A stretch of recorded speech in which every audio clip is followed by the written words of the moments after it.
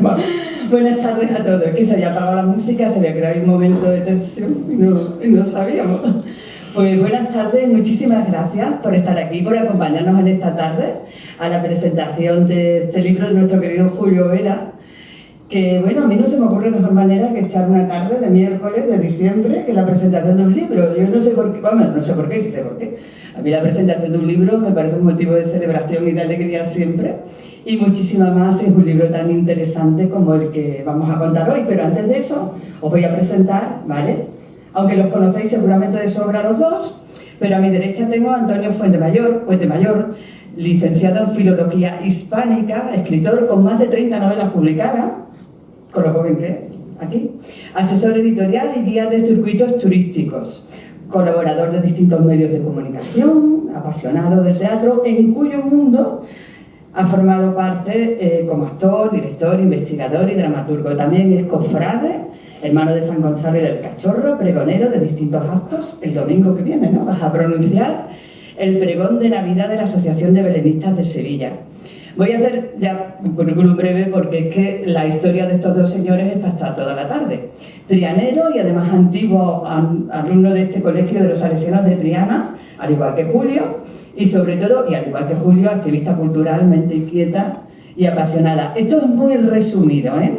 el currículum de Fuentemayor. Y muy resumido, y aunque lo conocéis de sobra, Julio Vera García, que tiene muchísimas cosas en común con Antonio, trianero también, cofrade, en su caso de la Hermandad de Santa Marta, y formado también en este colegio, al igual que Antonio, licenciado en Ciencias Físicas, completó además sus estudios superiores en realización de cine, televisión y espectáculo, y su pasión por el cine le ha llevado a escribir y dirigir varios cortometrajes solidarios, espectáculos musicales, videoclips de diversos artistas, documentales o la webserie 18.0 rodada aquí, ¿no?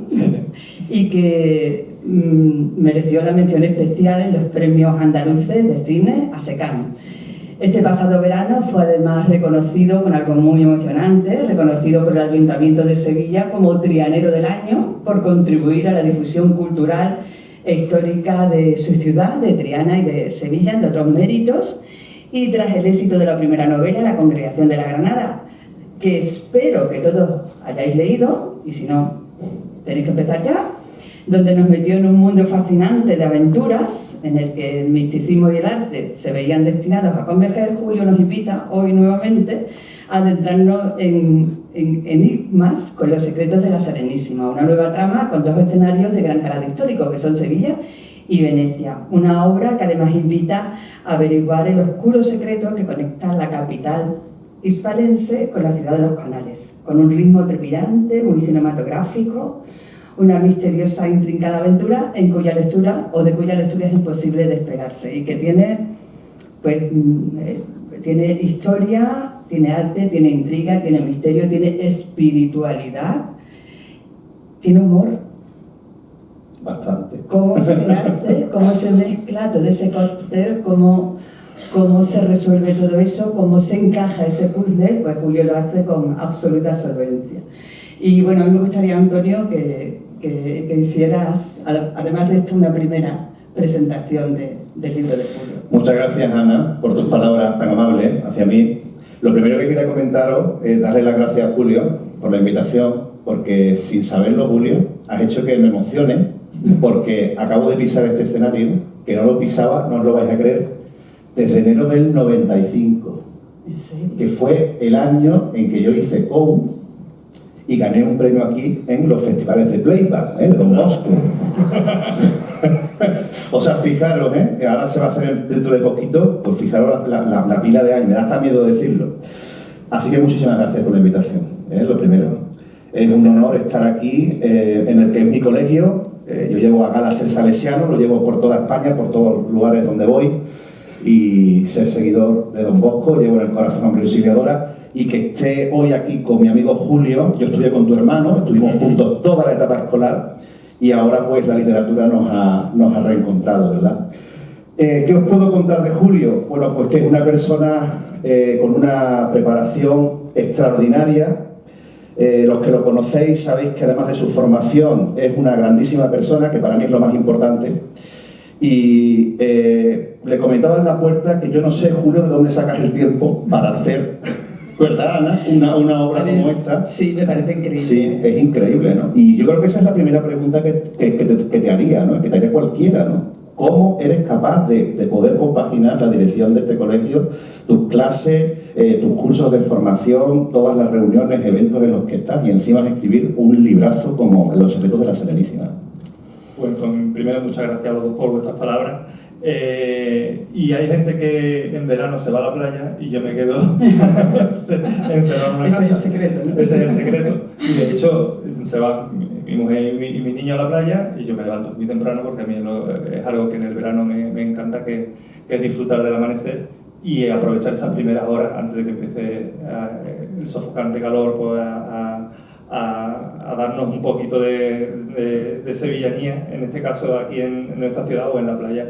Y evidentemente hay otros momentos, ya sea fines de semana, Semana Santa, la feria o incluso en Navidad, que aprovecho.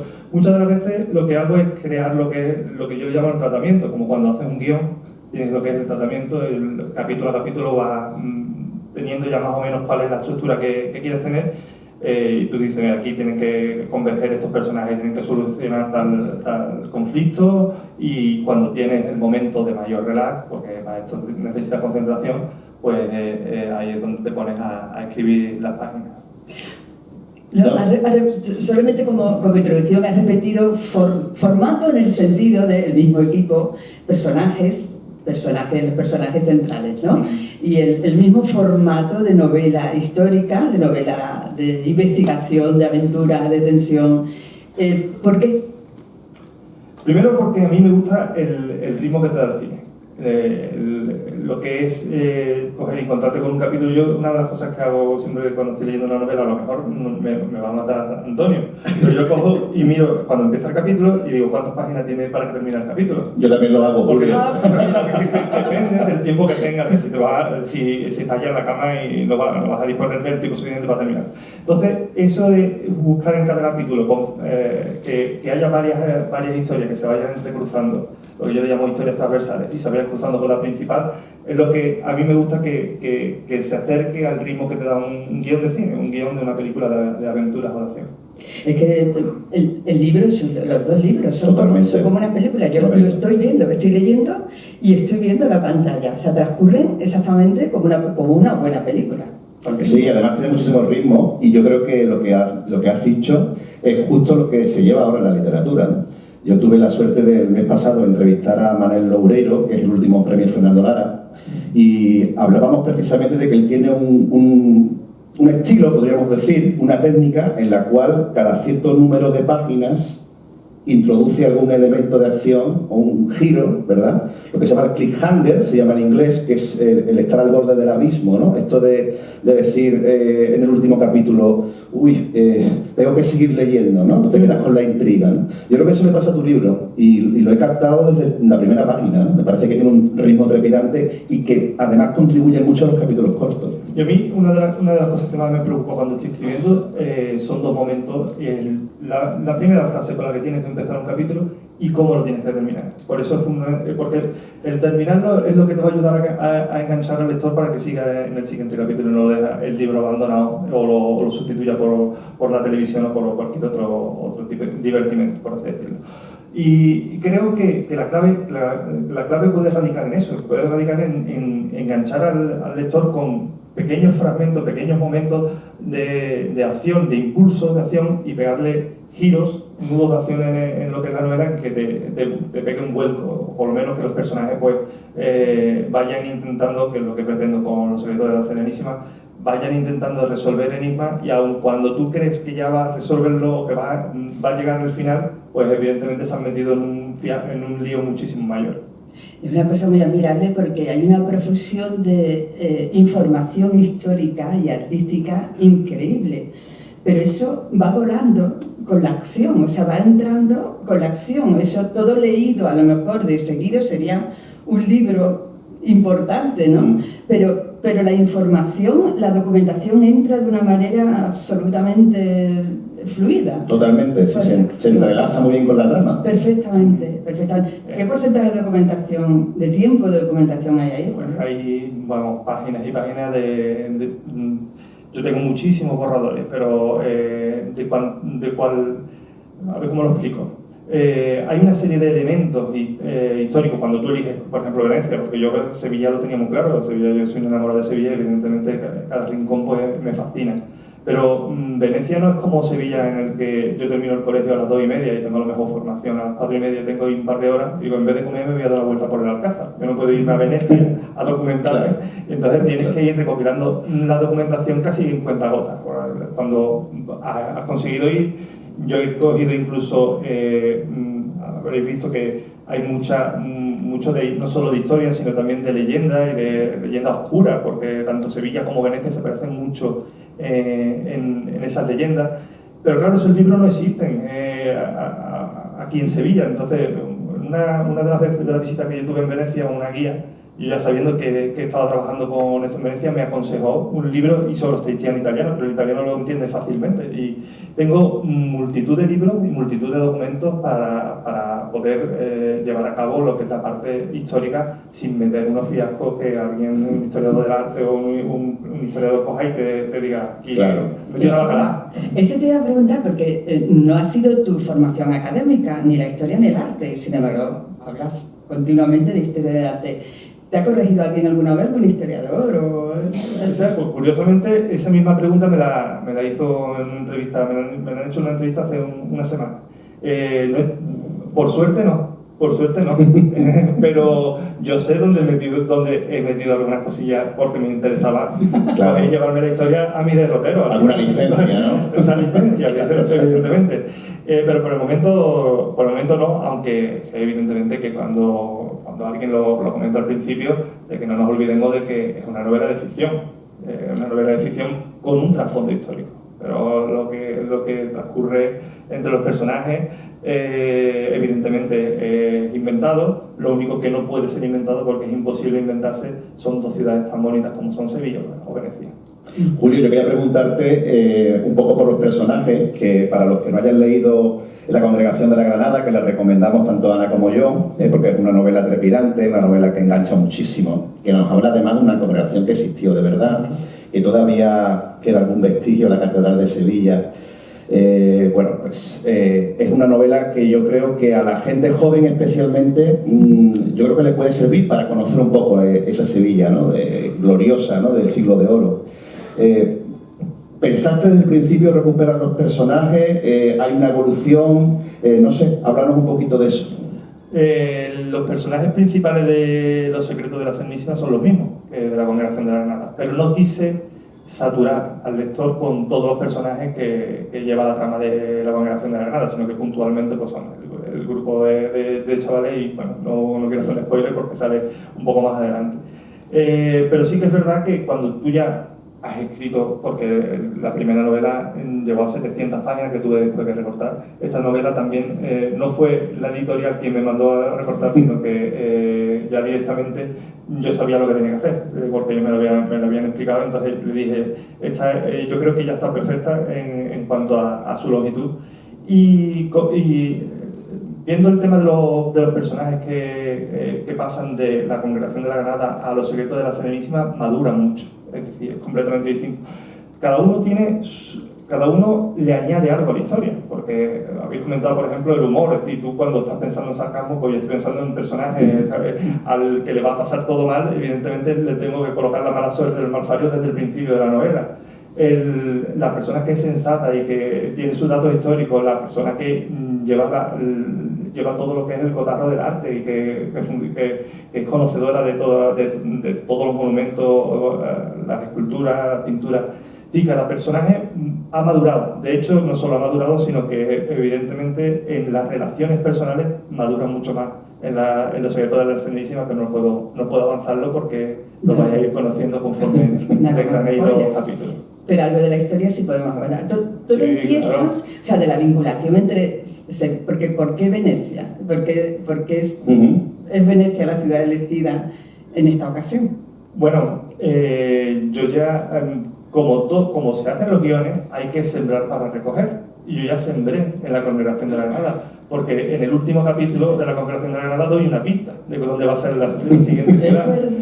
Y hay quien no se ha dado cuenta todavía que la foto que aparece en la lengüeta, no en la Congregación de la Granada, que es distinta, la foto es distinta, aunque es en Venecia, pero la foto que aparece en la Congregación de la Granada es con la Basílica de la Salud de detrás, de Venecia. Sí, yo ya iba soltando pistas de dónde podía ir, porque ya yo llevaba ya en mente bastante avanzada la historia de los secretos de la Serenísima cuando se publica la Congregación de la Granada. Si no, es imposible que en 2 años consigas escribir una novela como esta. Debe empezar una boda, ¿no? Claro, efectivamente. Hay temas muy sevillanos al principio. Comenzamos en el barrio del Arenal. Y bueno, y nos trasladamos a una Venecia que a mí me ha fascinado, Julio, porque es una Venecia popular por un lado, pero por otro lado también muy culta, ¿no? Porque se nos habla de ópera, se nos habla de arte, se nos habla de política. Hay que entender también el propio título, ¿no? Los secretos de la Serenísima. A mí me gustaría que le explicaras al público qué es la Serenísima, ¿no? Que me parece un título precioso y que yo creo que hay que explicar para entender un poco también el equilibrio de la obra. Pues es una palabra que yo la dudaba cada vez que la miraba, porque el título, y eso lo sabe mi mujer, que lo ha conocido de primera mano y ha leído todos los borradores, siempre le he llamado así. Sin embargo, estuve tentado en coger y decir, es que Serenísima es muy complicado de escribirlo, es que hay gente que no va a saber cómo escribirlo a lo mejor, ¿sabes? Porque se escribe con una S, con 2 S como en italiano. La República de la Serenísima, antes de lo que, y ahí es uno de los nudos de acción que transcurre en el libro, que fue la caída de la Serenísima allá con la invasión napoleónica, cosa que también vivimos nosotros, pero unos años posteriores aquí en Sevilla, pues fue por así decirlo, la pérdida de una de las ciudades más influyentes en el comercio de la parte del Mediterráneo, igual que nosotros éramos la conexión con las Indias, e incluso en las cruzadas, porque Venecia fue fundamental en el tema del paso a las cruzadas. Es una ciudad que tiene de todo, tiene su parte bella, positiva, pomposa. Yo meto a los personajes queriendo en el último fin de semana del carnaval, que también claro, es algo que yo lo he vivido y que me fascina. Pero también tiene su doble vertiente, es decir, es una ciudad que te puede llegar a encantar o poder llegar a pensar de ella que es casi como un parque temático.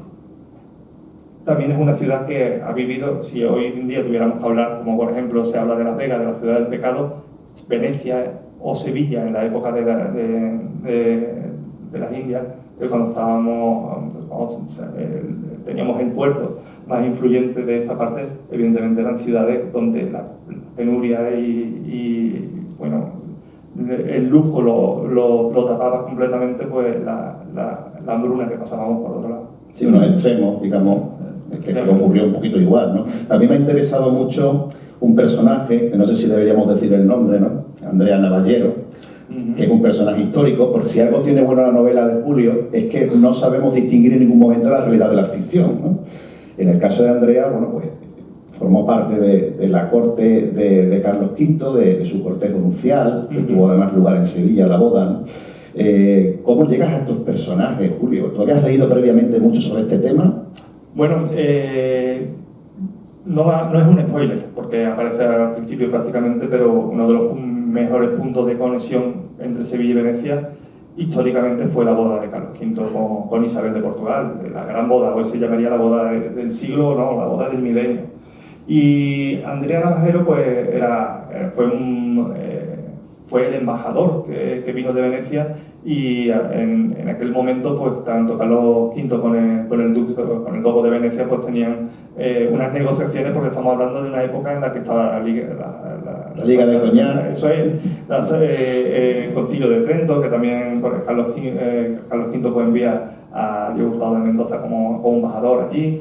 Hay una serie de personajes que conectan muy bien Sevilla con Venecia. Costó trabajo encontrar la conexión, ¿eh? No digo que fuera fácil, porque históricamente no son dos ciudades que tengan muy buena, una relación muy cercana, porque por ejemplo Tiziano, le he encontrado relaciones Tiziano con Francisco Pacheco. Francisco Pacheco se inspiró muchísimo en la pintura de Tiziano. Velázquez se fue a Italia y uno de los lugares donde paró más tiempo para visualizar y percatarse del arte que había era allí, no solo en la Toscana, en Florencia, sino en Venecia.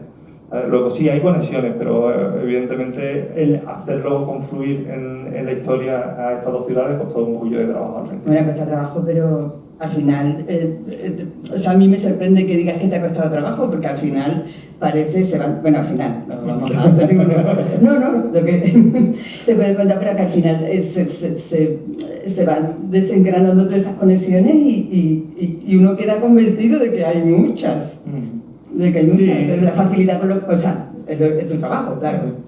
Claro, yo al principio, Ana, lo que yo buscaba primero y para mí era fundamental es un enigma y también buscar lo que es una sociedad secreta o algo así parecido a lo que aquí existió en el siglo de oro como lo de la Congregación de la Granada, pero claro, allí en Venecia.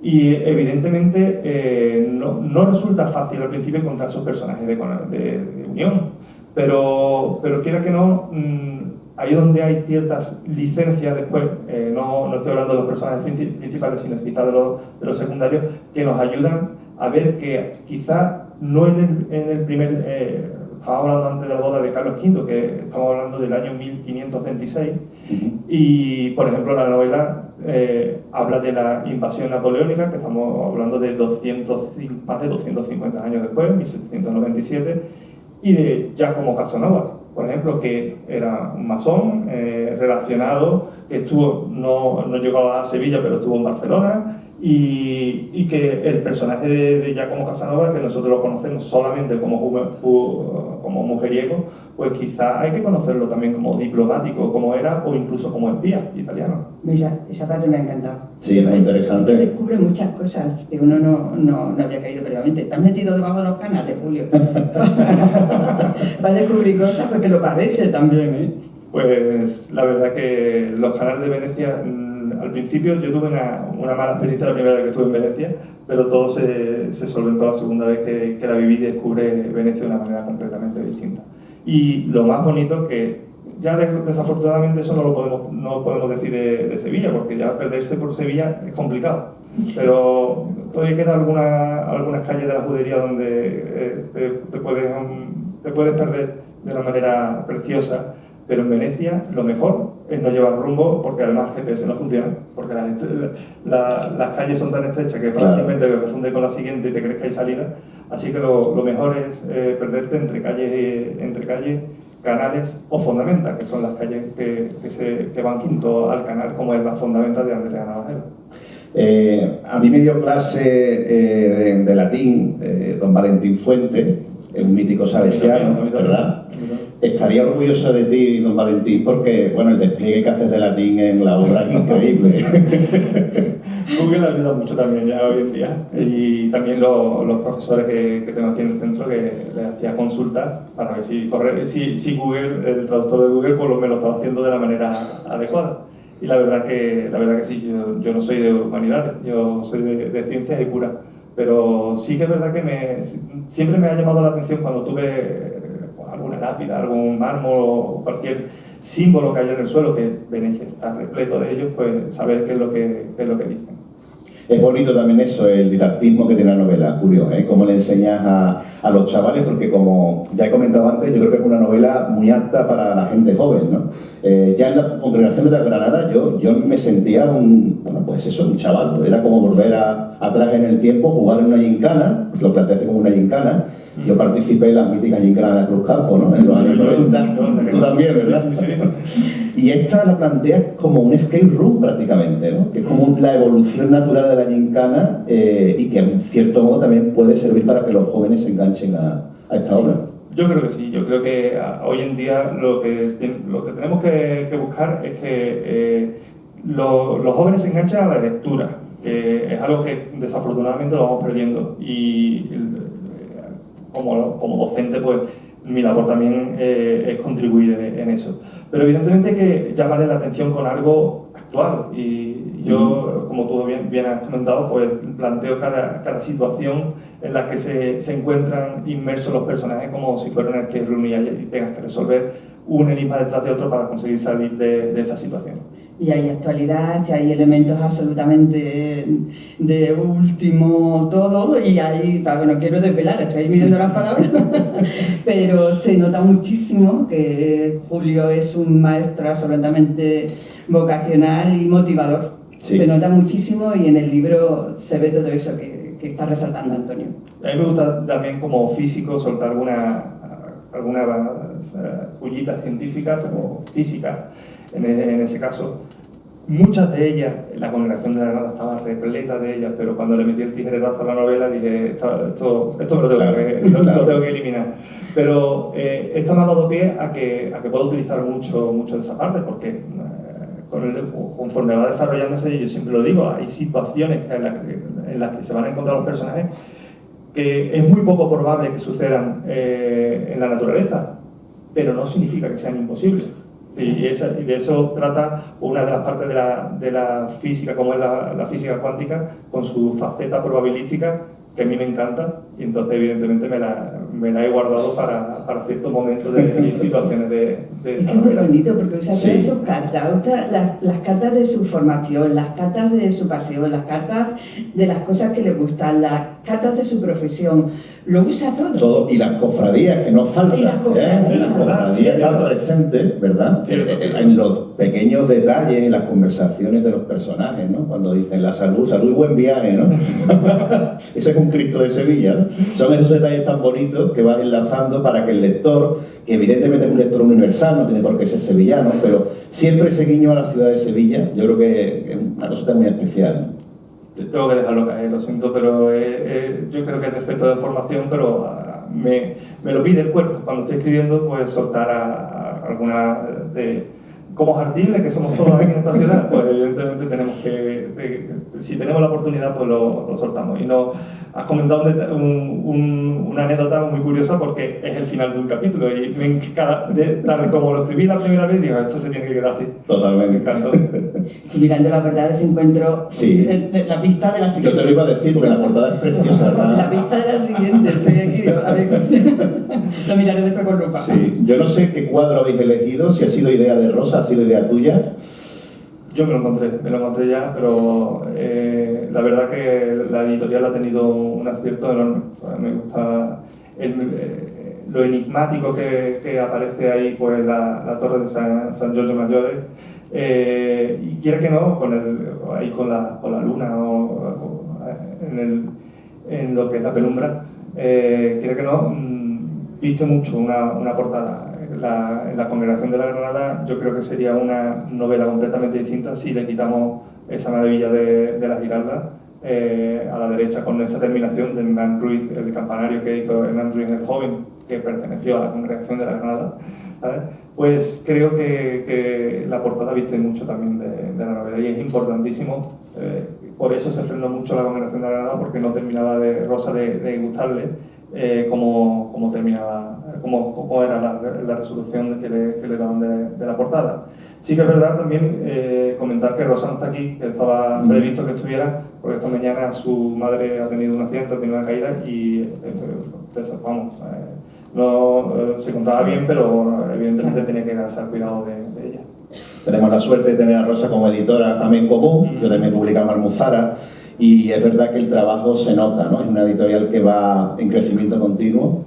La Congregación de la Granada, ha gozado ya de varias reediciones, lo cual me parece todo un éxito. Hoy día, Julio, en un mundo tan complicado, ¿no? Que salen 80.000 títulos al año, todos los años, ¿no?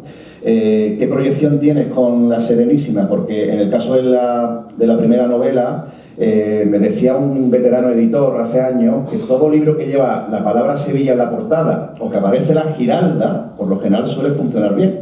Eso ocurrió con la primera parte, que nos atrapó a todos ya desde la portada. ¿Y qué expectativas tienes con La Serenísima? ¿Te has planteado incluso llevarla a Venecia?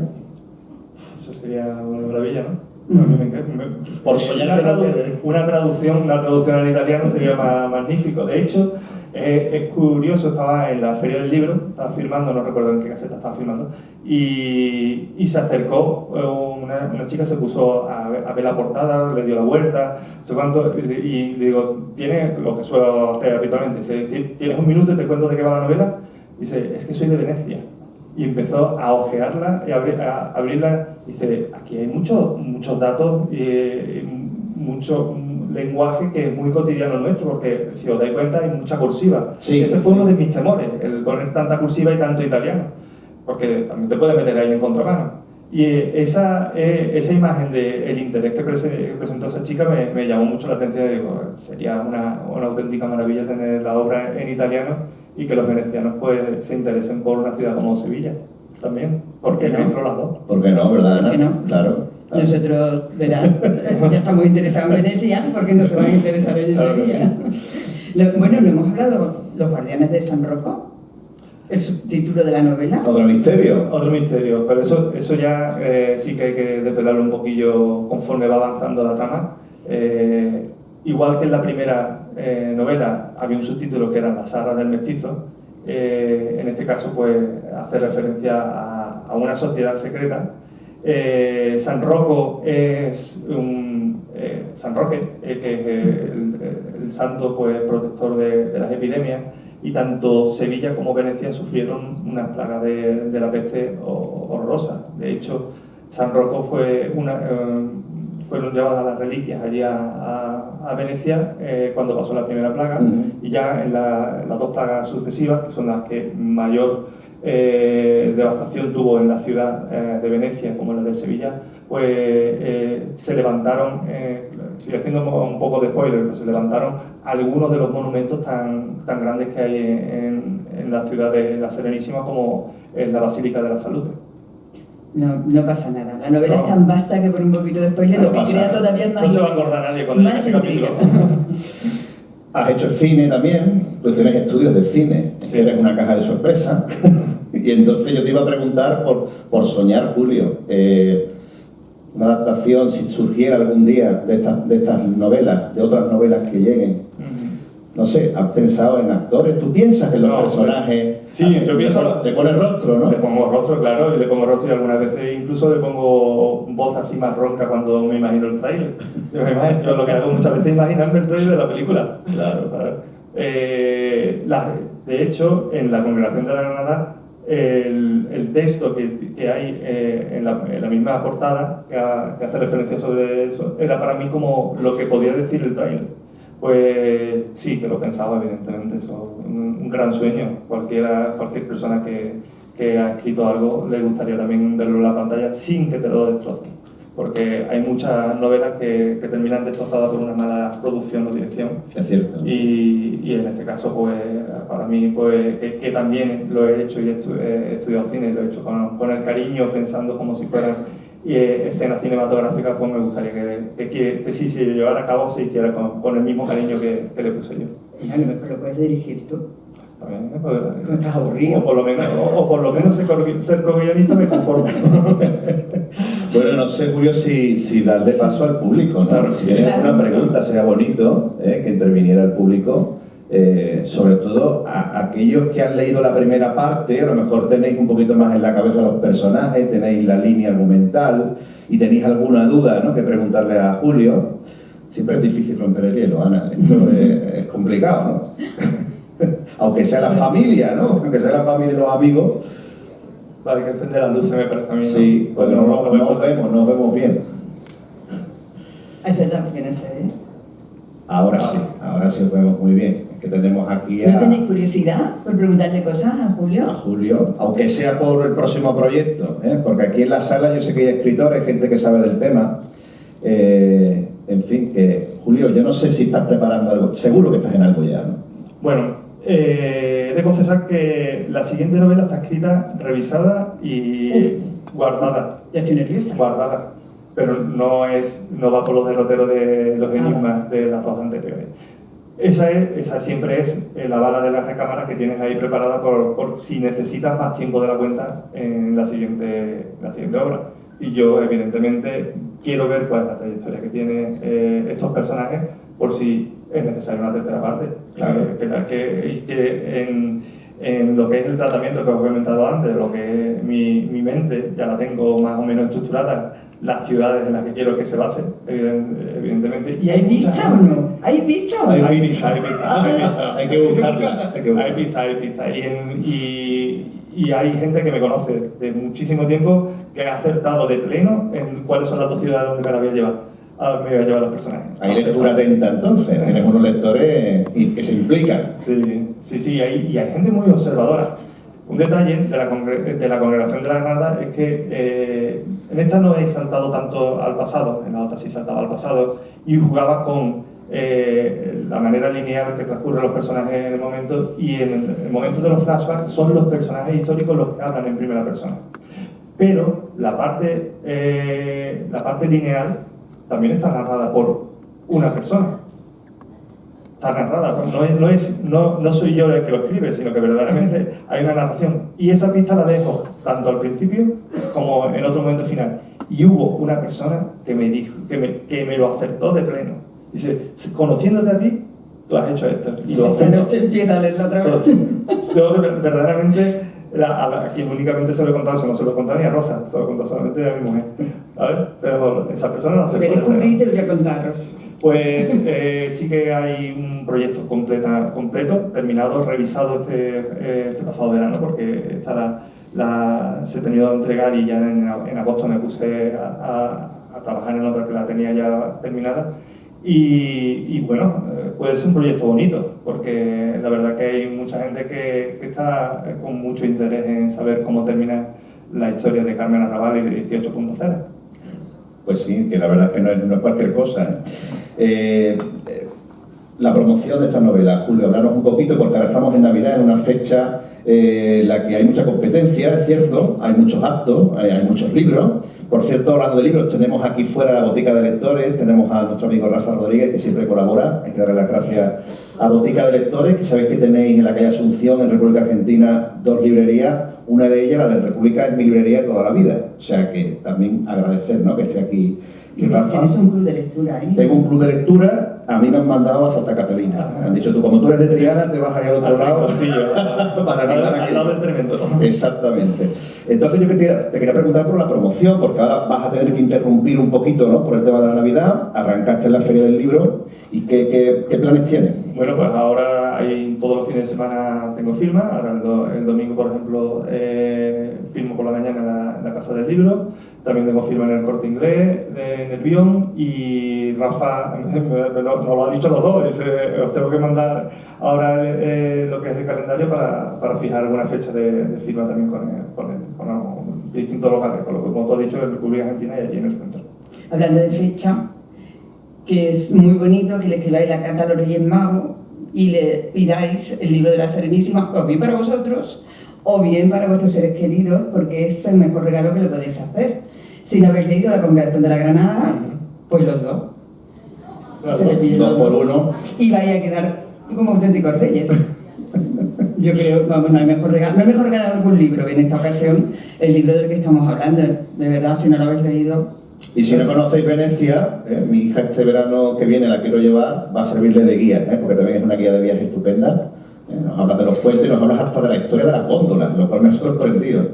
Hay muchas historias desconocidas que yo cuando me estuve documentando me sorprendió, porque te vas a Venecia y no le das importancia a incluso, por así decirlo, la propia piedra o el propio ladrillo que se está gastando con la sal.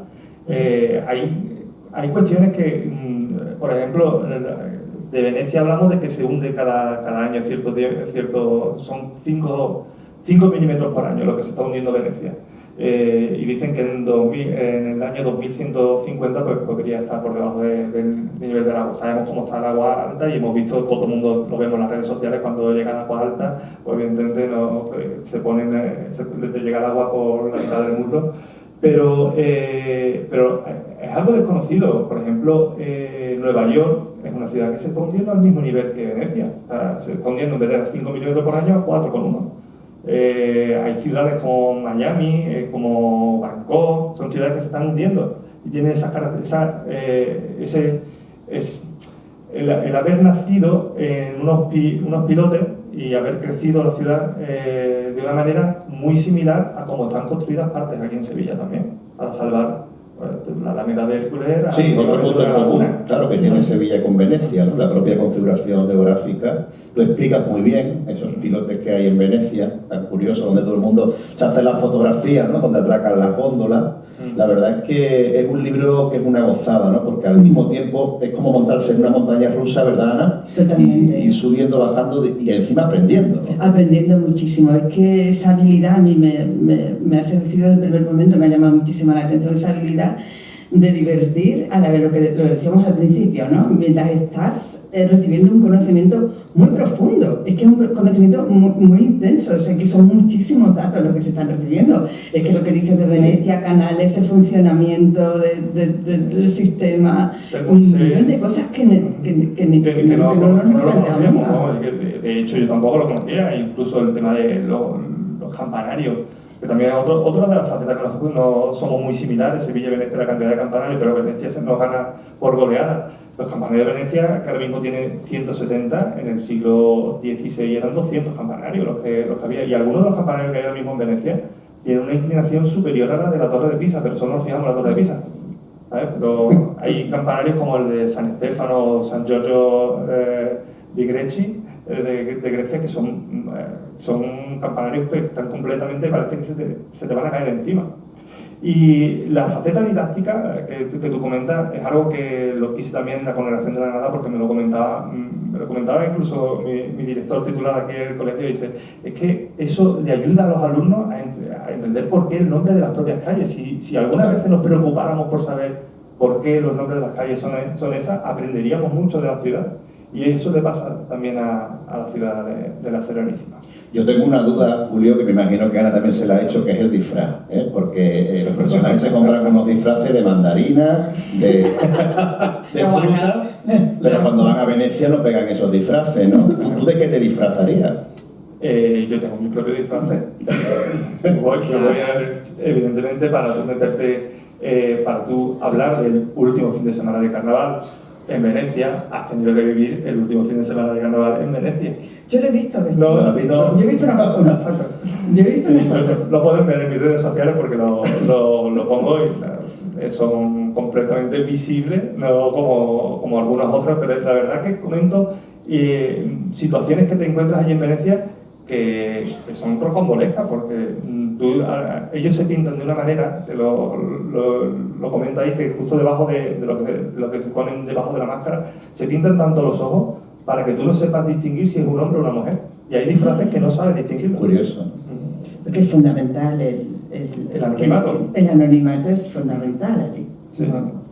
Es una diferencia entre nuestros carnavales y los que son. Hay muchas. Evidentemente te encuentras no una mandarina o un kiwi, una piña, pero sí hay quien coge y desentona en un carnaval de Venecia como desentonan aquí cuando se disfrazan en una despedida de soltero. Pues claro, eso también existe allí. Lo que pasa es que pasa desapercibido, nadie le presta ninguna atención con lo que es el carnaval en sí de Venecia y cómo viven las personas yo no les llamo disfraz, incluso si os dais cuenta muchas de las veces intento evitar esa palabra sino llamarlos vestidos, porque es que son auténticas maravillas.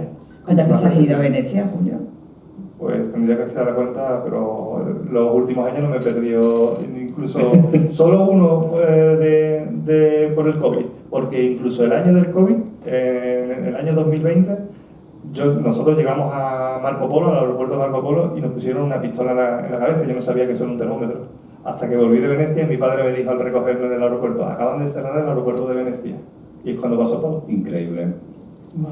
O sea, tu vida va ligada a Venecia de un modo u otro, ¿no? Me hubiese tenido que quedar allí. Yo no sé si os animáis, aquí hay alumnos tuyos, ¿no, Julio? Sí, claro. A ver, los alumnos, Mi compañero de clase también. Mi compañero, hace alguna pregunta, preguntarle por el Prosecco, a ver qué es el Prosecco. Eso de la lo podemos probar fuera.